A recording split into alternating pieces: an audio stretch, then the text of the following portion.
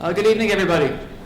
My name is David Sproles, and I'm the president of the New York School of Interior Design, and I am thrilled to be able to welcome you all to tonight's lecture inside the new Whitney Museum. Since its founding in Greenwich Village in 1930, the Whitney Museum of American Art has championed the work of living American artists, and as we all know, it's really become an integral part of the cultural landscape of New York City. As the museum grew, it moved uptown, eventually finding its home in the iconic and landmarked Marcel Breuer Building a few blocks from here at Madison and 75th Street. And this coming spring, the Whitney will, I assume you all know, be moving to its new home in the Meatpacking District between the High Line and the Hudson River. So that being said, tonight we're going to hear from Scott Newman, a partner at Cooper, Robertson Partners, and the partner in charge of the new Whitney Museum, in collaboration with the Renzo Piano Building Workshop. Scott has over 30 years of diverse experience in the planning and design of complex institutional projects, including the Museum of Modern Art, the Yale Center for British Art, the Metropolitan Museum of Art, and the Art Institute of Chicago. Joining Scott this evening is Larissa Gentile, project manager for the Whitney Museum's new building project. Larissa works alongside the project director in coordinating and supervising the work of the project team of design and construction professionals. The Whitney's new building project office was created in 2006, so this has been a long and I'm sure really adventurous road to get to where we are today. So sit back, enjoy, and let's hear some stories about what's coming down the pike and what has passed. So Scott, Larissa, yes, so all yours. Thank you.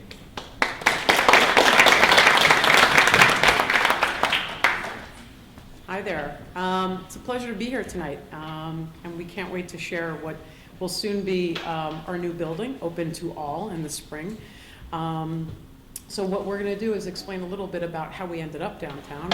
As most of you know, we have our facility up just a few blocks from here on 75th Street in Madison. And we also want to talk a little bit about the various ideas and concepts that went into really forming the architecture and the interior spaces of the building, which Scott will go into further detail about.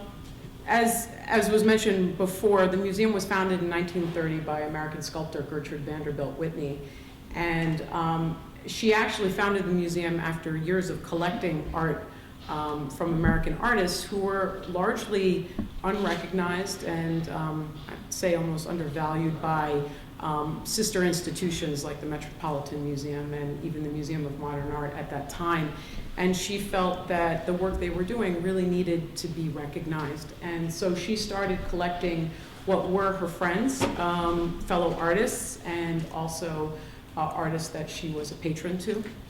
And in doing that, she really conceived of this idea of crashing the gate, or what she called the work of her fellow artists as what they were doing, in that they were trying to attain a certain level of recognition, which she did through her founding and the collection of the museum, or what would be the founding collection of the museum. So the museum started, as I mentioned, she actually started collecting in 1914, but she founded what is known today as the Whitney Museum of Art in 1931, and it was actually the Whitney Studio at that time. And I believe at that time we had over 600 works to the collection. She had acquired about 600 works to the collection at that time. And what's interesting, what we like to always talk about, the beginnings of the Whitney Museum on 8th Street, and ultimately how we ended up going back not very far from there, down in Gansevoort and Washington Street, which you'll see in the Meatpacking District.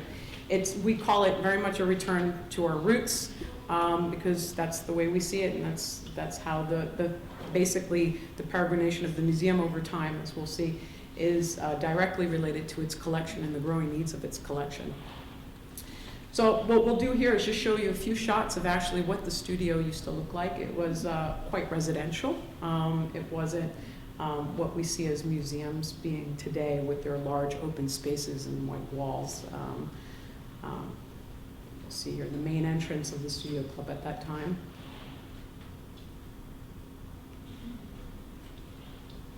And very appropriate for the art at that time, I should say. And one of the things we'll talk about is over time, as art and American artists changed their, even the media that they were working with, but even the scale of their work, our interior spaces have had to accommodate that. And it's very important even now that we embed flexibility within our spaces.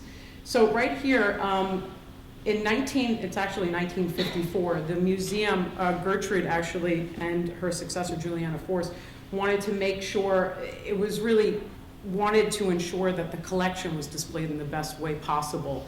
And, over the years, they had collected even more art and were representing many more artists. They needed to move because of the challenges imposed by the previous location. And so they actually were offered a space next to the Museum of Modern Art, this is no longer there. I believe this was the site of the Folk Art Museum, if I'm wrong. Maybe, Scott? No. Anyway, it's funny, it's the education wing, that's right, thank you. So the museum actually was here, but it was always thinking about moving forward and trying to find another location, knowing that this was not going, even though it had been 10 years, they knew that they needed to find a more permanent location. And again, these are some interior shots of that location at that time. And I should mention just the scale of the artwork, as you can see, is definitely changing and changing with the time. So we ended up here on 75th Street and Madison Avenue, and actually this is the Marcel Breuer designed building. I think many of you are familiar with, and it is in a landmark district. This building, it opened in 1966, and you'll see a lot of the interior spaces beautifully done. And at the time, Breuer designed really a boutique museum. That being said, never anticipating the record attendance figures that we set later on and all of the various needs that go into basically creating public spaces in museums, like a retail area, an attendant, or a lobby desk, other than the book bar that's shown here, but having membership desk and all of these other amenities and audio guides and even signage. They didn't think that we needed signage back then, but it became necessary. So ultimately, over time, all of these layers get added to the building, obfuscating, what is really arguably beautiful architecture. So the gallery spaces, even though the museum had been created in 1966, we started collecting over time. The collection grew quite a bit, and in fact, by 1966, I believe we had about we had. This is where I'm going to get my numbers wrong. I think it was 6,000 works in our collection. 2,000, thanks, Amanda. I always get the numbers wrong. It was 2,000 works in our collection, and just to kind of compare that to now, we're at over 21,000 works in our collection. So you can understand what we see as the need to really move and to maximize the space in which we can showcase that collection. But one of the great things about the interior spaces, and particularly the galleries that Marcel Breuer designed for us, are its flexibility. And again, I'll be saying this a lot with the spaces downtown, and Scott will even mention it. It is so important for us, given we are a proponent and a supporter of living artists and their work, not only of our collection, but we need to showcase it in the best way possible. So if a living artist comes to us and says, or an artist comes to us today and says, I need to hang this much weight from the ceiling and it needs to look like this against the floor, we have to find a way to accommodate it. So it's really important for us that our surfaces, even the materials we choose, really are able to accommodate pretty much anything.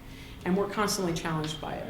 But Marcel Breuer's space did that for many years. In fact, does it even now, even though now we've closed our doors in preparation for the move downtown, but really was highly functional. And in fact, some of the things we took with us in our thinking downtown is the ceiling grid right here, which Scott can mention too. But really the ability to use all of our surfaces, as I was mentioning.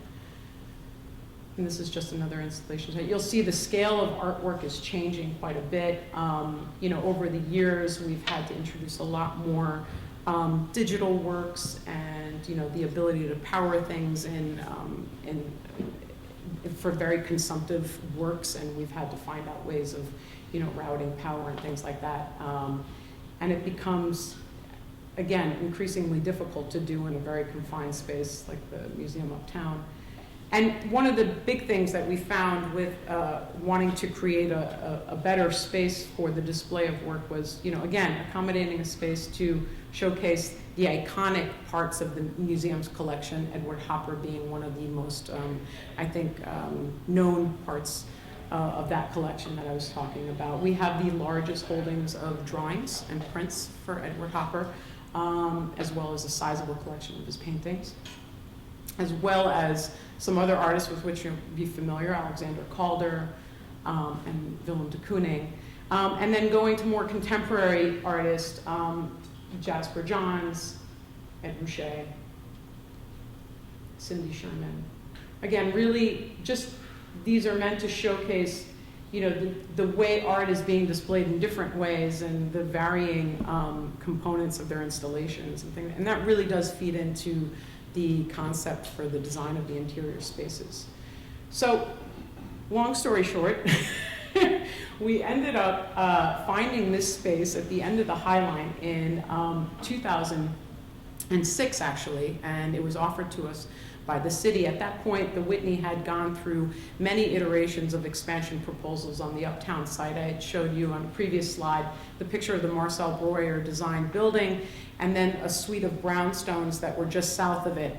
And those brownstones had actually been acquired by the museum starting in 1966 with the idea to expand.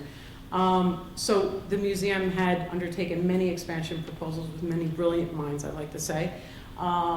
Ultimately, just ending up with a design that didn't get them the gallery space, or didn't get us the gallery space that we were really seeking, which is a horizontal site.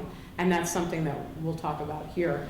But so we were in this state of suspension, so to speak, and the city came forward and said, we happen to have this site at the end of the High Line, which at the High Line at that time was more than an idea. It definitely had gained traction, and they were in the construction design phase. And but it was really a risk, so to speak. No one knew that it was going to be as successful as it is currently. If you've been down there, I think they've had 5 million visitors to date. It's an extraordinary elevated park. It was a converted elevated railroad. And the city came to us and they offered, after much thinking, we decided this is probably the way to go. And again, it's the return to our roots. It's a response to our growing collection and the need to do right by it and to do right by our artists. And so we took the plunge. We decided to purchase the land from the city. It came with a lot of strings, and we had to do some things and clear out the site and all of that. But ultimately what we ended up with, I think, is something that really showcases our collection in the best light possible. So this is just an overhead shot of the site as it was, I think maybe in 2008, I want to say, or 2009. We did a lot of work just trying to clear the site, as I was mentioning, and I think in the next slide you'll see some of the challenges that we had with thinking about moving downtown. But the biggest draw to us was, again, this horizontal site, which you'll see we really maximize with our galleries. So some of the things that we had to think about when we were conceptualizing what was a new design with Renzo Piano. I mean, Renzo Piano, just for context here, had been working with the museum prior to this. In fact, he had done an expansion proposal for the Uptown site, the one on 75th Street. And we had basically all the plans in hand, but again, we weren't really satisfied with what it was giving us for the amount of money we would have spent. So he decided to design the building downtown. We were very happy to have him because we really didn't have to teach him a lot about our collection and about the program requiremits.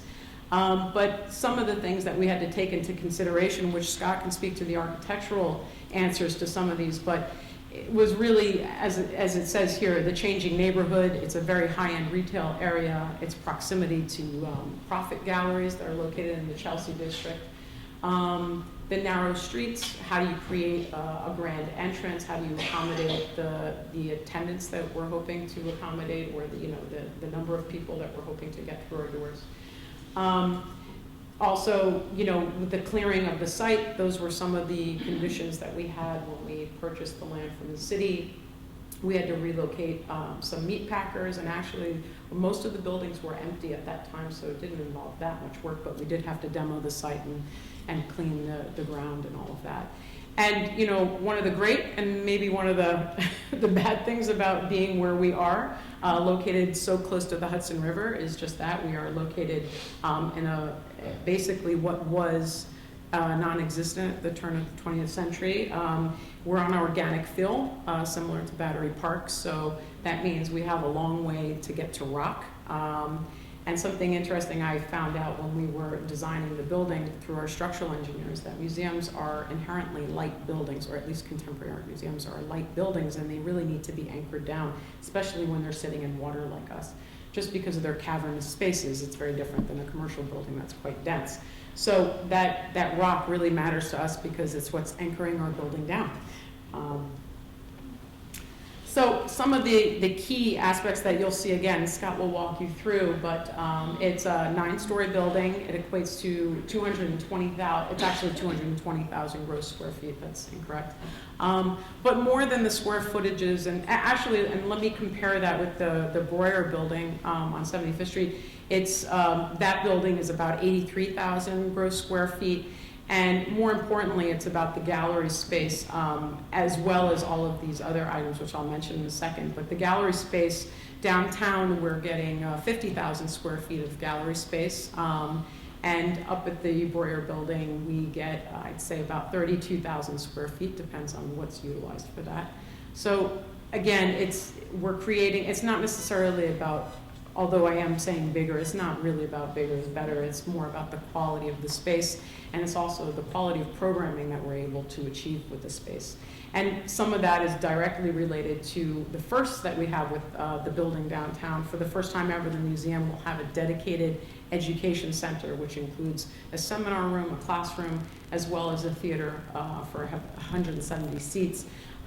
We have a very active education program with, I think, easily over 35 different programs for different constituencies, and we've always done those in our galleries and other places in the building, but never with a dedicated education space. So this really does help us with that.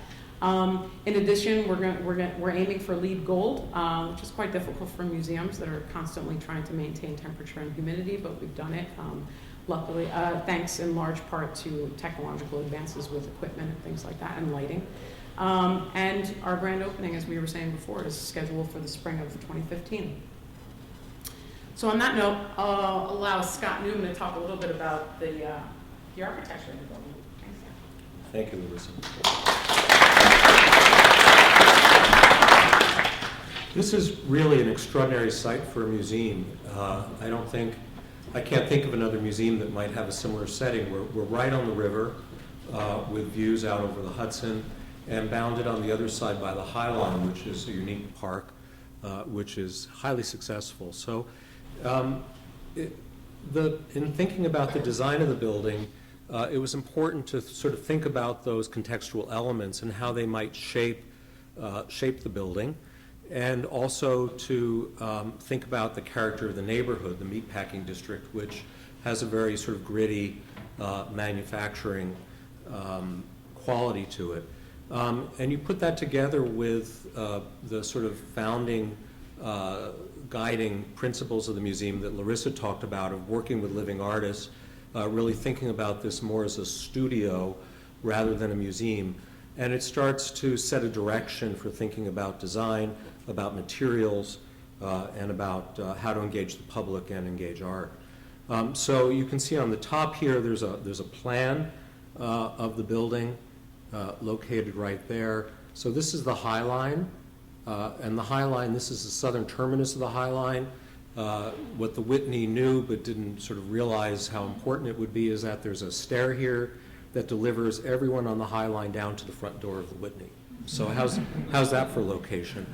Of course, over here is the river and the Hudson River Park, which also has been recently developed. So in a way, this site also starts to link the public realm of this elevated park and this riverfront park. So there's opportunity there for the architecture and the treatment of the site to sort of make a continuous park, a continuous public realm. So all those things were sort of taken into consideration in thinking about the design. Down here you can see a section through the site. So this is east and this is west. Here you can see the Hudson River Park, and that's the river. And here's the building, and here's the High Line.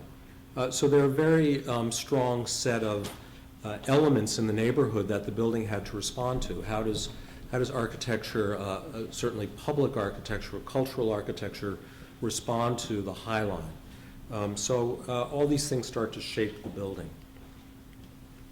So one of the things we started to look at was the relationship to the High Line and the relationship to the river. And these were some early studies that looked at sight lines. This is from the street level. And we looked at ways to actually carve the ground floor of the building back so that as you're standing under the High Line, here's that stair, you can actually look past the building and look out and see the river.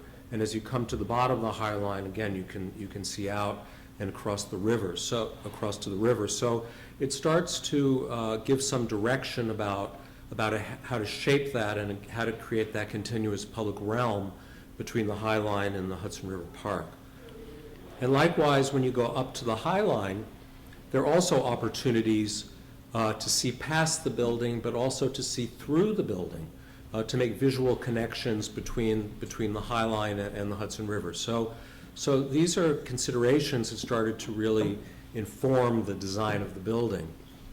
And this is a model of the building. We're looking at the south elevation. So here's the High Line here. And you can see that the building has a very distinctive form that was really shaped by those characteristics. A few of the key ideas are to actually step the building back from the High Line and not build a massive wall against the High Line so that we can let light and air into the High Line and not overpower it with mass of the building. And instead, the mass of the building is put on the back on the West Side Highway where we have traffic and noise.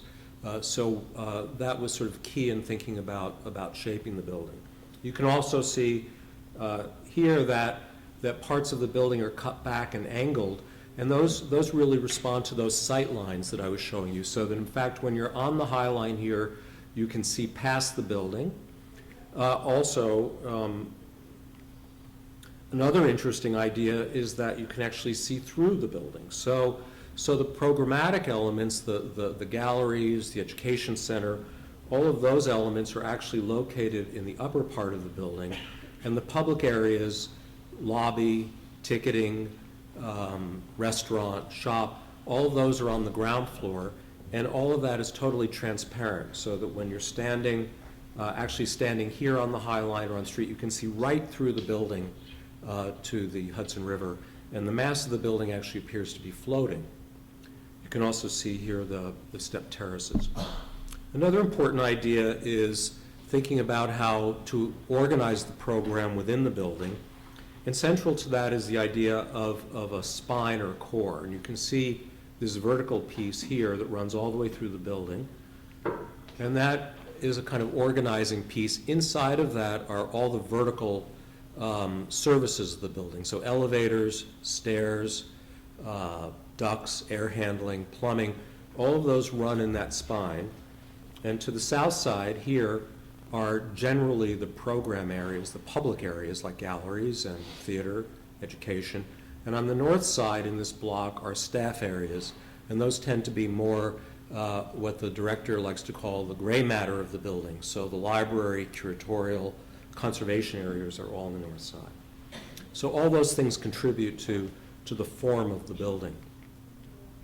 Here you can see a section cut through the building, just really mimicking that model I was showing you, where you can see here in the center this core, this vertical core that runs through the building, and then the public spaces on the south side and the staff work areas on the north side.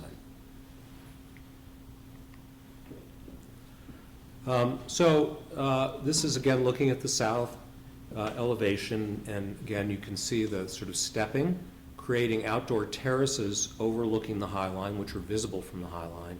and then this very sculpted shaped facade that all has to do with views past that. And then above that, really looking at programmatic features that start to give shape and form to the building. So this is a section, also cut the same way as that model view. We're looking north, and you can start to see how the program is organized. The ground floor, as I said, is all of the sort of public areas that are free, and their visitor services, visitor amenities.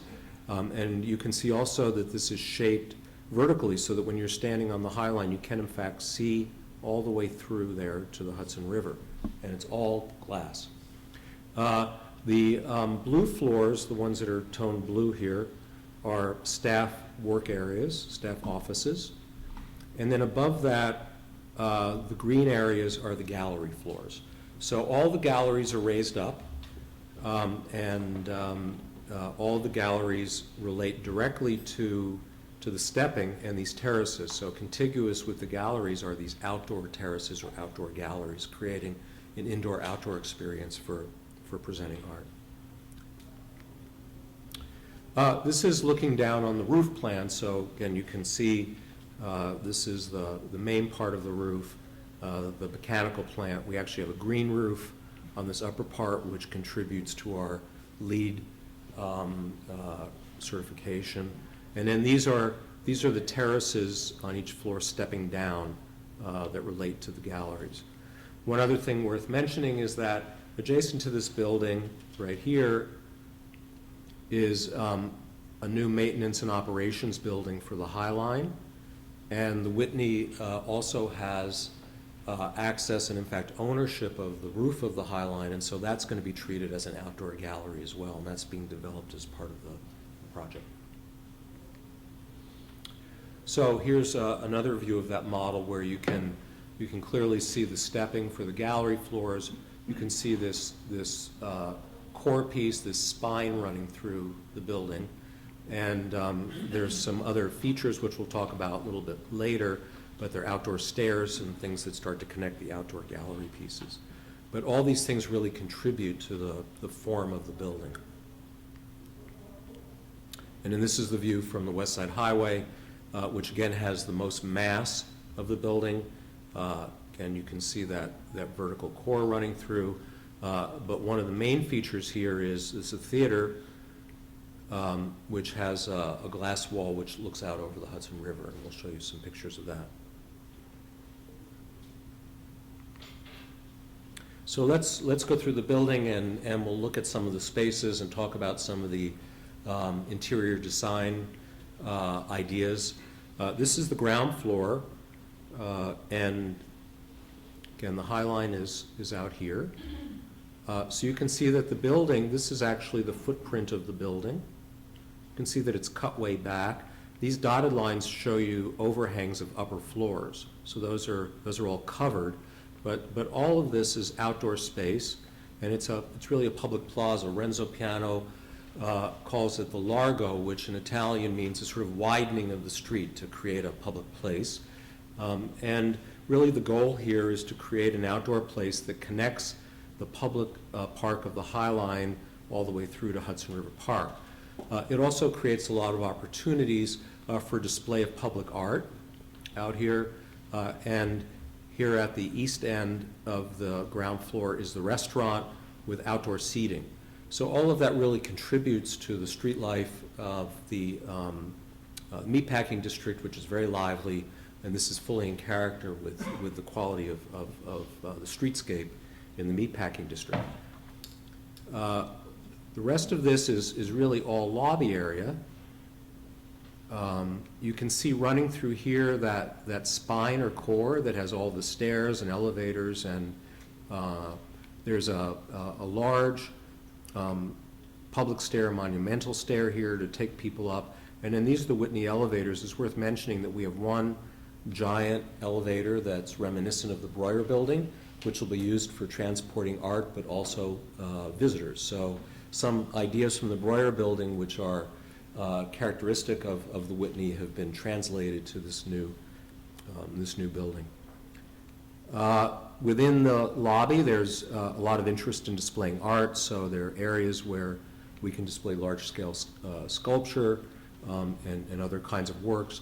And then there's a retail area primarily for a bookshop, which is all really furniture. It's really meant to, this whole area is meant to read as one big open space. And as I said, when it opens, you'll see that you can see all the way through this, from the High Line all the way through to the river. Also, a characteristic of the Whitney, which we've brought here, is the lobby gallery, which is a free gallery. Again, you'll remember that there's one in the Breuer building. So the whole ground floor is meant to be really part of the public realm of the Meatpacking District. It's all free, no tickets are required. And it's really only when you go upstairs to the gallery levels and to the event space that tickets are required. Back here, just for your information, is the loading dock and things like that off of the busy West Side Highway. So there's a model sort of giving you a sense of what that space feels like. You can see the restaurant area over here. The main museum entrance is right here with the vertical circulation happening here. Here's that grand stair. Ticketing will be back here, and this is the retail area. And again, most important is this core, this spine running through the building. And then here's a recent construction photo looking at the western end of the lobby. Again, very, very transparent. You can see out to the river. When this construction fence is down, the views are really spectacular. Now, thinking about some of the interior finishes and the interior design, again, we go back to what Larissa was discussing about the roots of this museum and something that's really carried all the way through the thinking of the design for the new building. This is a working museum.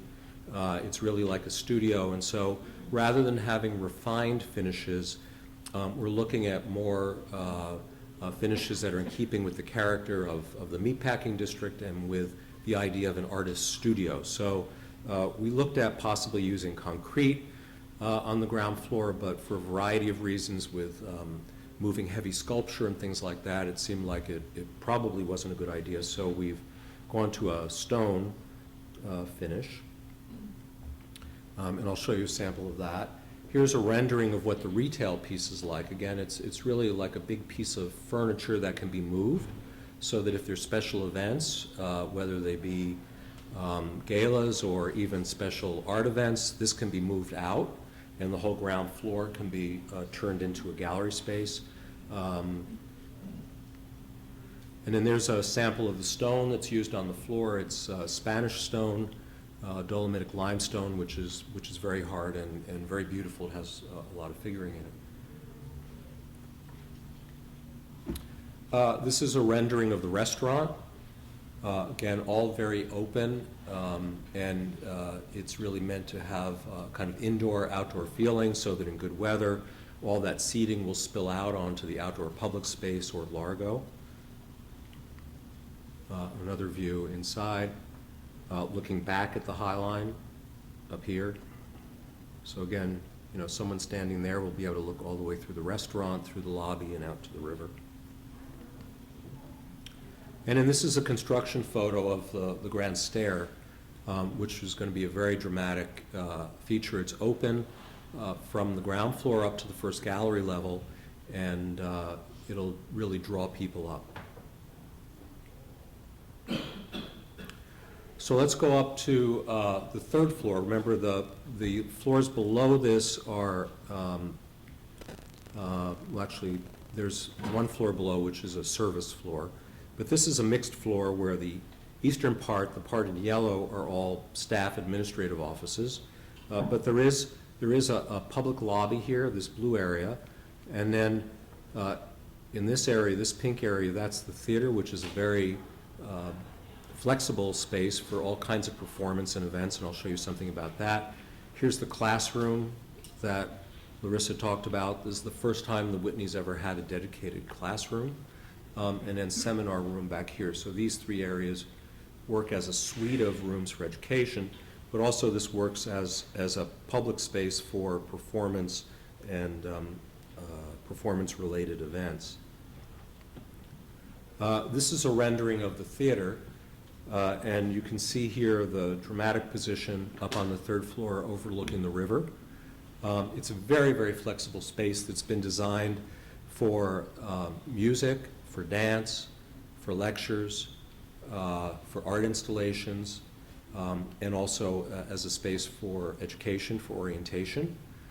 So it does have theatrical lighting on the ceiling and potential for theatrical lighting on the walls. The ceiling actually can change shape. Here's a section cut through that, so that there are louvers in the ceiling, but actually adjust this room acoustically, so that if you're doing music, you would have one setting. If you're doing cinema, you might have a different setting. And then there are acoustical banners that come down on the walls also. And then this rake seating is stadium-style seating, and that all pushes and compresses into that wall so that this can be a flat floor room. And it can be set up in the round so that it's very, very flexible in terms of all kinds of performance activities. Just some renderings and samples of the materials that were used there. Again, a lot of concern about acoustics and how we can make, there's a saying that a multi-purpose space is a no-purpose space, but in fact we've done a lot of engineering and design here to make sure that in fact this room can evolve and change to really support all those different kinds of activities. So moving up to the 5th floor, this is the first main gallery floor, and this is for special exhibitions. And this is really an extraordinary floor. This gallery, Special Exhibitions Gallery, is 18,000 square feet, column-free. It'll be the largest single gallery, column-free gallery in New York City. And it's, as Larissa said, it's been designed for maximum flexibility, and because of all of the unknown kinds of works that will be exhibited there. Also, as I mentioned, here, this is the roof of the Highline Maintenance Building, which will be a kind of outdoor gallery, and that connects through here to a film and video gallery, which is set up for a display of that media. Then there's some staff support areas back here. But again, you can see the big core here. This is that monumental stair, and then the bank of elevators here. So this is an early rendering, sort of looking at that gallery. So this is not a photograph, and this is not the opening exhibition, but it was just a way to sort of give you a sense of what the space would be like. And as Larissa had mentioned, one of the things that we referenced from the Breuer building is the sort of ceiling, the open grid. In this case, the ceiling is really a kind of machine. I think when Breuer designed his building, we weren't asking museums to do as much as they do today. And now with this building, as Larissa said, we have to bring technology into the galleries for new media. We have to be able to hang heavy artworks off of the gallery. We certainly have life safety issues like sprinklers. We have conservation issues like consistent temperature and humidity controls. And this ceiling is doing all of that work. So it really is a kind of machine. And again, the goal here is to really be as flexible as possible. The east and west sides of the galleries are glass. Again, another rendering sort of looking out the west. And this is really what it looks like. You feel like you're right on the water. Then above these, there are several floors of permanent collection galleries. So these galleries will have more fixed partitions, and they'll be organized in a chronological narrative that'll show some of the artists that Larissa showed you earlier, starting with the earlier works. And so as you move through the building, the ceiling heights vary, the quality of the space varies, depending upon the kind of artwork and the period of the work that we'll be displaying. In thinking about those galleries and designing them, again, we looked at all aspects very, very carefully. This is actually a mock-up of a gallery that we did out in a warehouse in Red Hook. So this is not in the building. This is a piece of the building. And that's Renzo Piano with museum and design staff. And again, we're looking very carefully at the ceiling and all of the ceiling heights and the materials. We actually had museum staff, we had art handlers, we had exhibition designers come out and climb ladders and look at the ceiling and thinking about installing partitions and works of art. So all this was sort of studied very, very carefully. One of the key decisions about the character of the galleries had to do with the floor. I talked about the ceiling being a kind of flexible machine, but in thinking about these as galleries to display all kinds of work and sort of not being precious but feeling more like a studio, we ended up going with reclaimed or recycled pine. This is southern pine. This is from probably 19th century pine from early factory buildings and barns that were demolished, and these beams were salvaged and cut into floorboards. So in addition to being a sustainable material, which again helps us with our LEED rating, this material is not perfect. It's got nail holes in it, it's got rust marks, and again, we can nail into it, we can drill into it, and it'll look just fine. So that was sort of an important decision. These are just some samples where we're looking at finishing that material and trying to take some of the yellow and the pink out. But that was really a very important decision for us. Then moving through the floors, this is a collection gallery on the 6th floor. Again, mentioning that these floors all have these outdoor terraces, which are outdoor galleries. This is a rendering looking at that. Fantastic views. Same ceiling system, but on these floors we're going to be putting panels in that grid so that there'll be closed ceilings instead of open ceilings, but still the opportunity for the curators to take those out, give them as much flexibility as possible. And then looking at the 7th floor, another collection gallery with another terrace, and again staff areas to the north. And here's another rendering, and here we're looking east, so you can start to see the relationship between the galleries and the terraces. And of course, in the other views, we were all looking at the river, which is very exciting, but here we're looking at the skyline of New York. And this was actually the subject matter for a lot of the early painters that were collected by the Whitney, and their views here that are sort of reminiscent of Edward Hopper paintings. So moving back downtown really makes a lot of connections, not just historically with the founding of the Whitney, but also with the work in the Whitney's collections. And then the 8th floor, which is a mixed floor right now, it has a gallery to the west, and then a cafe to the east, and a terrace here for the cafe. So spectacular views on the top floor, and then again staff areas in the back. One of the interesting things about the top floor is that it's the only opportunity we have for top light, for natural light. So this is looking down on the model, and this is the top floor, and you can see that we're putting some skylights there. Actually, they're clear stories, and that's the terrace. And then a rendering view where you can start to see the natural light in the sky coming through in a very controlled way. Studied very, very carefully. This is a model looking at that skylighting system with vertical glass here facing north, and then these kind of baffles that reflect the light down so that we're not getting direct sunlight on the artwork, which could be damaging. And we even did some real mock-ups of that. So this is a construction mock-up to test it all out. And then this is actually a construction view looking up at the ceiling in the building now, seeing the quality of the light, and sort of looking down on that, so you can get a sense of that whole system with all this vertical glass. So lastly, I wanted to talk a little bit about the outdoor aspects of the building. Again, here you can see the High Line and then these stepping back terraces. One of the key features of the building is an exterior stair that climbs up that core of the building. There's a study for that.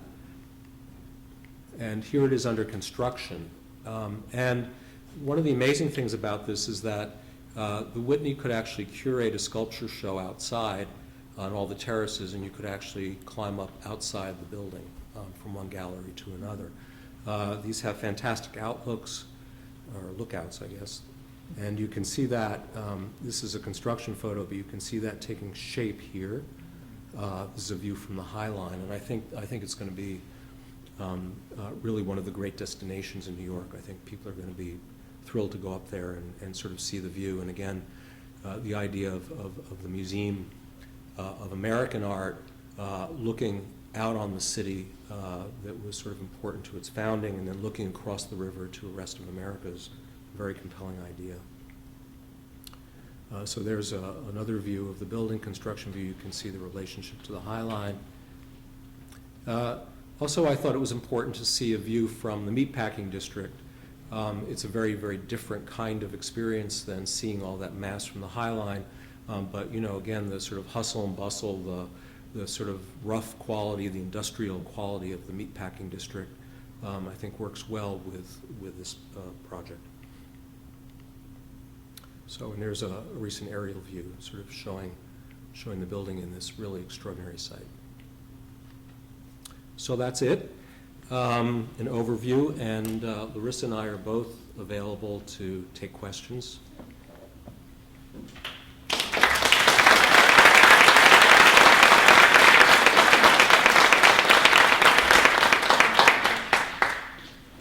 Please. What's the exterior clad? The exterior is clad in plate steel, and again, that comes from the character of the Meatpacking District. It's quite thick, and it's painted steel. It's in long sheets that are 3 foot 4 inches wide. Some of them are 65 feet long, and they kind of wrap the building like ribbons. Yes. You showed me a graph of the skylight on the roof. Will any of that be heated in relation to snow? Yes, there's heat tracing in that, and it's all been tested and modeled. The whole building's been modeled thermally to make sure that it'll perform well all seasons of the year. There are also, I don't know if you could see that in the section, but there are very large gutters as part of that assembly. Will the building have any sort of external colored or just maybe not even colored light at night? The building will be lit at night. I don't think any colored lighting is anticipated. No. I like the color to be the art. Yeah.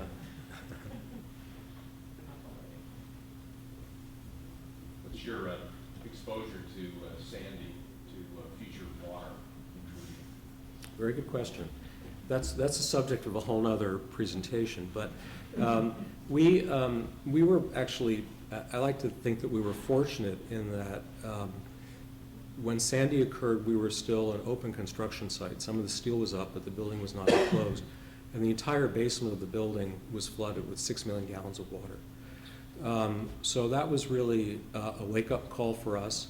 And we were at a stage in the construction where we could actually go back and redesign and retrofit the building with a flood protection program, which has been implemented. So the building now has floodgates at the loading dock. It has a deployable flood protection system. I might also add that we were concerned about being close to the river, and so in the planning of the museum, as I mentioned, there are no collections below the 5th floor. We don't have any art or any collection material in the basement. And also the Largo, and you can actually see it in this sketch, the site slopes down. It's high here at the High Line, and it slopes down to the Hudson River. So when we're at this end of the site, we're actually about 6 feet above the street.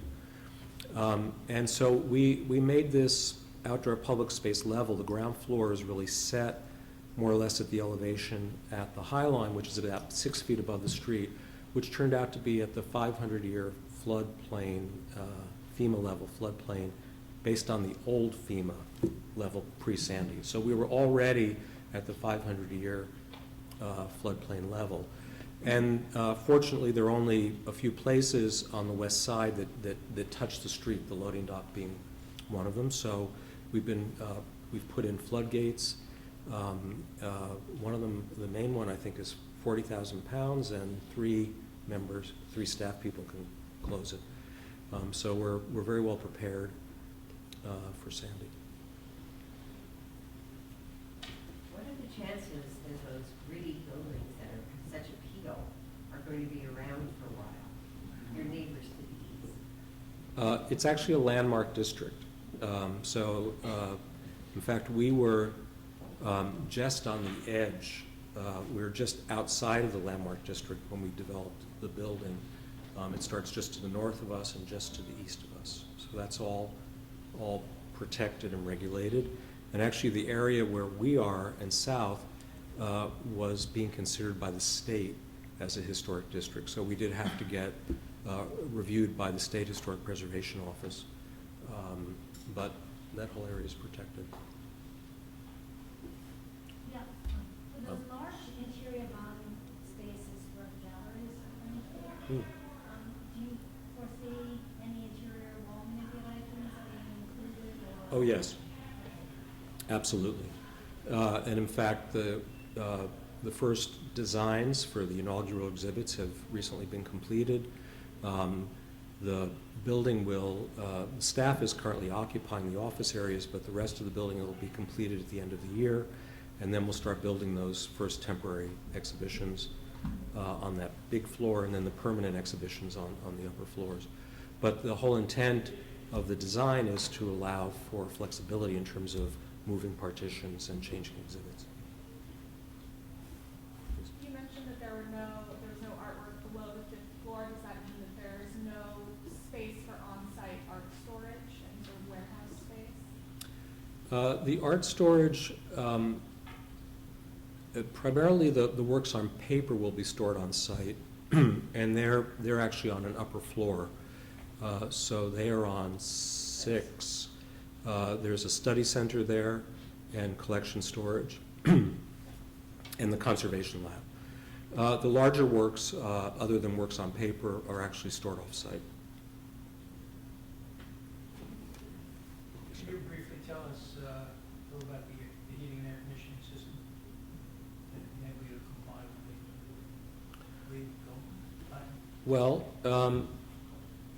LEED gold. It's gold. Well, we, again, one of the challenges for any museum is to maintain constant temperature and humidity.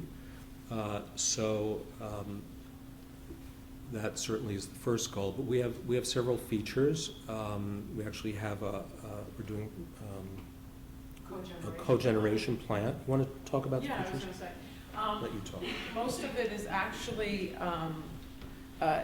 you want to obviously conserve energy, and so most of the efforts went into energy savings. And with that, we selected highly energy efficient equipment. We also looked at water conservation. With the heat, what I think Scott was getting at, we have a cogeneration plant, which is basically a micro turbine in the building, which provides some electricity. So we're not drawing off the grid all the time, the Con Ed grid. And we've also a green roof, which helps with the water conservation. Also, we reduce our heat island effect, or what they call the heat island effect, through the use of very light colored concrete on terraces. We've introduced some LED lighting, right, is a huge component of the energy savings. Thanks, Scott.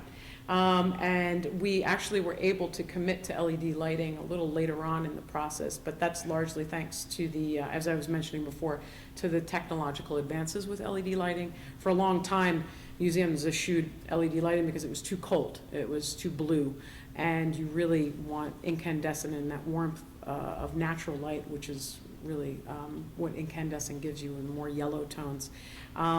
But LED lighting has come a long way, and we worked with an amazing lighting consultant, and we were able to commit to it.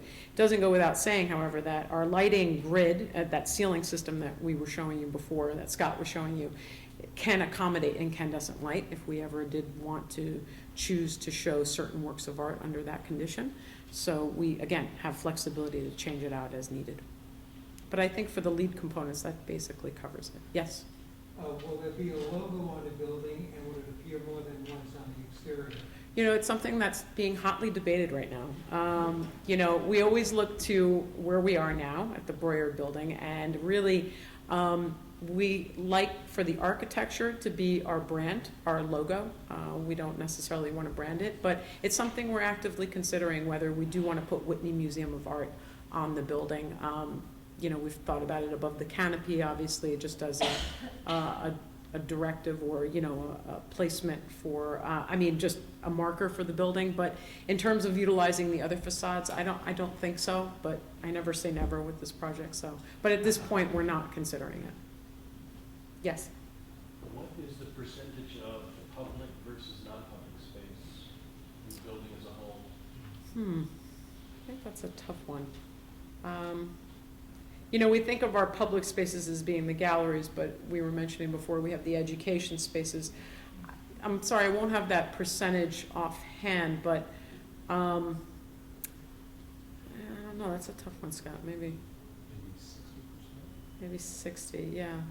60 is public, or? I'd say 60 is public, yeah. I think, I mean, again, that probably comes with a couple of asterisks to it, but yeah, I think that's pretty safe to say. How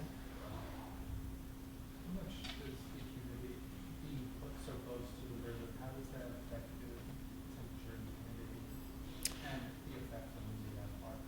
On the artwork, I think it only comes into play because we have such a robust exterior, as Scott was mentioning before. Not only do we have the steel cladding, but I believe there's a 3-foot sandwich behind the cladding that actually protects the interior climate from the exterior. So where it comes into play is probably with the exterior installations, and usually with those, you know, you're only going to install what can be subject to the, you know, the environment on the exterior anyway. You wouldn't put anything that couldn't withstand the elements. So that's really where it comes into play. But it's funny, when we were designing the outdoor galleries, and Scott, you can probably speak to this better, but we made sure to have revolving doors, because those are obviously the best ways of maintaining the climate. You're always going to have some porosity and, you know, some transmission of the outside air, and so we've taken care of that with heat curtains and air curtains, and maybe even building vestibules when we have something that's very sensitive, but mostly it's not a concern for the indoor spaces. And one of the difficult things about our climate is we have every extreme in terms of weather. So, and we're trying to maintain constant temperature and humidity inside, when in the summer outside it's hot and humid, and in the winter it's cold and dry. So in fact, in the winter we're actually adding humidity inside the building, and in the summer we're dehumidifying. So it's really seasonal.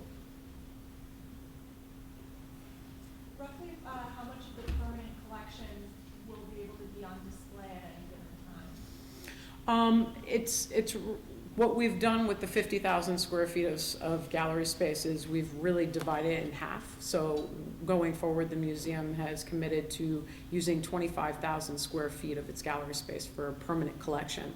You know, right, just to kind of give you a comparison, uptown at the museum, we run between 5,000 and 6,000 square feet of available space for the permanent collection. At least that's what's dedicated to the permanent collection. So right there, that tells you how much more of the collection, or I should say it tells you how much more of the collection, but really the amount of space we have available to us to show the collection. It really depends on what you're showing. You could have very large works, very large sculptures that are space consumptive, so obviously your percentages go down. But for us, it's really, it was one of the primary reasons for building this museum, was the ability to showcase more of our collection that a lot of people never see. We were just talking about it before. A lot of people never see what's in storage, and so now we have more of an opportunity to do that on a rotating basis too. Yes? What are you doing with the Uptown building? So the Uptown building is ours. still the Whitney Museum, although it won't be known as that. It's our building, we're not selling it or anything. The Metropolitan Museum is taking it over for 8 years. They're leasing it from us, and they'll be using it as an exhibition space. And we hope they'll renew after that, so it kind of keeps us from having to operate a two-site museum. We actually looked at doing it very early on, about maintaining 2 sites, and I don't know if you guys know, but the museum has had, the Whitney has had a history of having branch locations in Connecticut, and we've even had them here in Manhattan and right outside Grand Central. So we understand the complexities and the challenges of running 2 sites, so we weren't necessarily looking forward to it. So the Met was a great partner with us in agreeing to take over the space. So it's very expensive because you're duplicating a lot of costs, a lot of staff costs, and never mind the branding and trying to signal to people that you really want to come downtown rather than uptown. So, yes. Which restaurant group will be operating the building? So it'll be Danny Meyer's group. Yeah, the hospitality group. And actually, he'll be running the ground floor restaurant and the cafe that Scott was showing you on the 8th floor. Yes? When are you expecting to open? Spring 2015. We can't say a date yet, but we're hoping, I'd say by the end of this year, we should have a date, hopefully. I would It's a $1 million question. It is the $1 million question, right. Any more? Excellent. Well, I want to thank Scott and Larissa for being here.